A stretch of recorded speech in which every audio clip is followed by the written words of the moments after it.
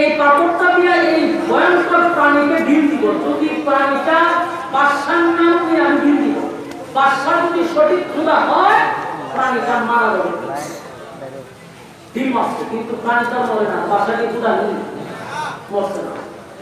যুবক ভাই, এখন আমি যে রোগের ঢিল মারাচ্ছি এই রোগের নাম নিয়ে ঢিল মারলাম, সাথে সাথে প্রাণী মারা গেছে। এই দৃশ্যটা আশেপাশে যারা ছিল সবাই দেখছে। এখন দেখা পরে যুবকের কেরামতি আছে না,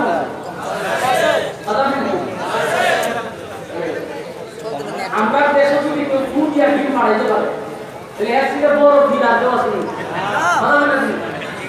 এরা যদি মাথার মধ্যে জ্বর থাকে কোনো অসুবিধা, লাল সাবু থাকলে অসুবিধা, ল্যাংটা থাকলে অসুবিধা নাই, কিন্তু ফুল দিয়া ঢিল মারাইতে সারা দেশ ফাটফাট হয়ে গেছে। মহিলারা যদি শুনতে পারে তো আরো আসছে ঢিলের কেরামতি আসছে। আর এই যুবক অসংখ্য মানুষের সামনে ঢিল দিয়া বিশাল বড় একটা প্রাণীকে মারছে, ভয়ঙ্কর প্রাণী। এখন মানুষের মধ্যে বলা বলে শুরু যে যুবক সাধারণ কোন যুবক না,